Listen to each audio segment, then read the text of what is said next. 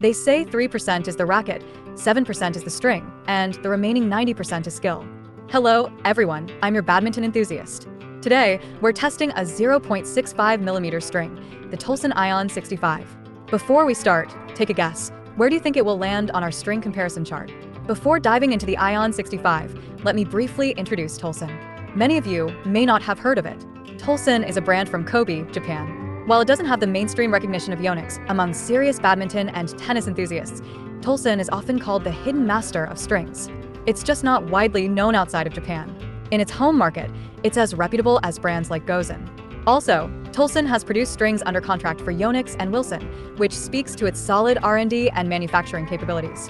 I'm sharing this to emphasize that TOALSON is not a random factory, it's a legitimate, skilled string maker. Now, let's get into the ION 65's performance. I've been using it on my Victor Auraspeed ETA racket for over a month. As usual, I'll use Li Ning #1 as our reference point.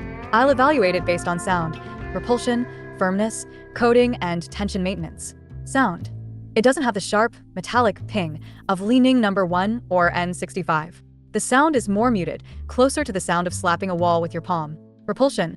I strung it at 26 pounds on the glow. When hitting clears, you can feel a slight dwell or pause upon contact. The shuttle doesn't explode off the string bed as crisply. So, its repulsion is slightly lower than Li Ning #1's. Firmness and tension maintenance. Here's an interesting comparison. I strung both Li Ning #1 and the ION 65 on the same day. Right after stringing, the Li Ning #1 felt firmer. Fast forward 3 weeks. The two strings now feel very close in firmness. Why? Reason 1, Li Ning #1 is known to lose tension relatively quickly, and it softens as it drops. Reason 2, the ION 65 loses tension much more slowly. Its feel in week 3 is almost identical to week 1. My conclusion, the ION 65 is on the softer side and has excellent tension maintenance. After over a month on this racket, the tension drop has been slow and steady, and it still retains about 70% of its initial feel.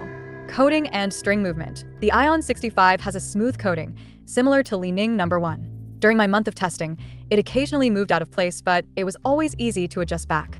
To summarize versus Li Ning #1, the TOALSON ION 65 is softer, has decent but not exceptional repulsion, holds tension very well, and resists movement. Therefore, I'm placing it here on our comparison chart. If you prefer a softer, comfortable string with good tension hold, and you're looking for great value, the TOALSON ION 65 is definitely worth trying. That's all for this review. I still have several other strings waiting to be tested. Next time, I'll pick another one for my collection. My goal remains to map all the mainstream 0.65mm strings on this chart, comparing their repulsion and firmness side by side.